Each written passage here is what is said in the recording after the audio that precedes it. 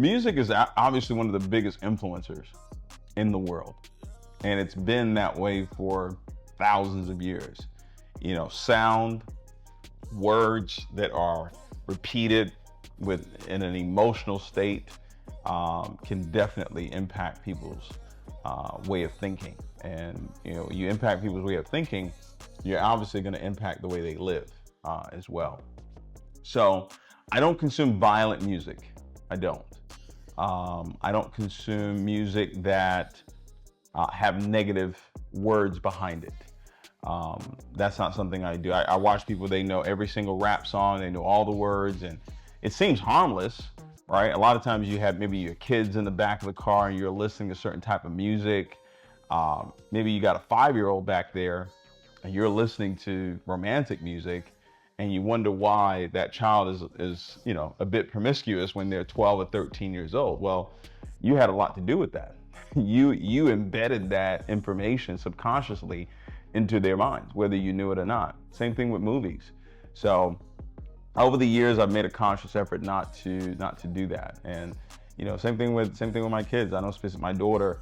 I mean, she's majority it's going to be Christmas songs that she's listening to, or gospel music that she's listening to. Now, obviously, I'm sure she knows some of the, you know, stuff that's out there, but it wasn't something that was given to her repeatedly.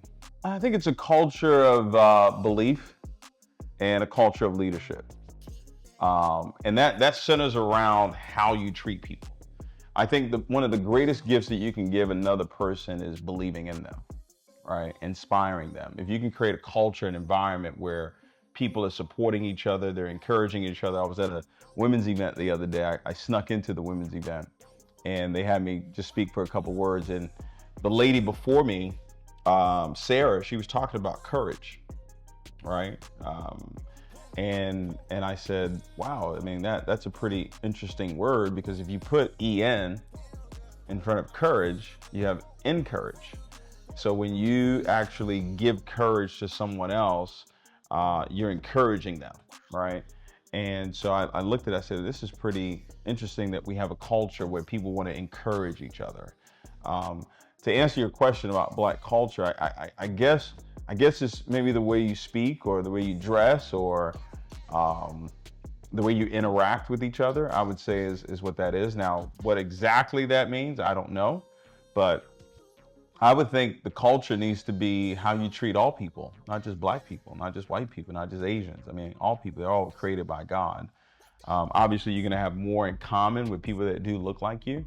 But my goal to impact 1 billion people, I've got something in common with everybody. Doesn't matter what race or background you come from. But no, faith is my business. I know that for me to get to where it is that I've gotten to in life, more importantly, for me to go where it is that I want to go, doing the impossible. And nothing is impossible without God. You know what I mean? Like, it's impossible to do the impossible without Him. So when people say, well, David, you should probably keep it separate, I said, well, it's impossible for me to do that, because I have not been able to get to where it is that I am by myself. He's been incorporated in that, you know, and that's His grace, and that's His favor that's on my life and on the lives of everybody. And, you know, for those people that would feel that that's chasing away the money, no, I think I've done well in that arena, right? Could I make more? Absolutely. Will I make more? Absolutely. I fail every day. Every single day I fail. Yeah, I have way more failures than wins. But what I've learned over the years is that my biggest failures have actually led to my biggest wins. And some of my biggest wins have also led to some of my biggest failures. You know, I look at winning and failure, success and failure, as one thing. It's one coin, so to speak, right? Every coin, there's heads and there's tails. Every real coin, there's a heads and there's a tails, all right? If I gave you a coin today and both sides were heads, you would know that was counterfeit, all right? You would know that, because no coin just has both heads. If I gave you a coin today and there were both tails, you would know, guess what? that was counterfeit too. So it's never all success and it's never all failure. It's both. It's how do you move in those different seasons. There's some seasons where everything is humming and everything is working, everything is going great, and that's the summer, that's the spring. But what do you do when it falls? What do you do when it's cold and it's raining and it's snowing in the winter? How did you prepare, right? How did you prepare during the harvest for when there's famine, right? And that's where wisdom comes into play. So regardless of if I'm failing, you'll never know, right? Unless I tell you, right? And I'm winning, I won't tell you that either, but you'll know, right?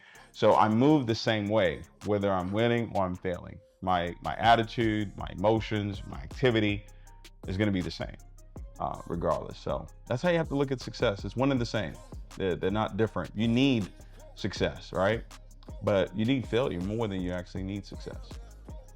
Failure is what builds character, is what adds seasoning, right, to the meal. You know, just success is going to be bland. You need the tears. You need they say blood, sweat, and tears. You need that. You know, when you watch a movie and someone struggled throughout the whole entire movie and then they win at the end, it gives credence to the struggle, right? But if they just won and won and won, you think about Mayweather, right?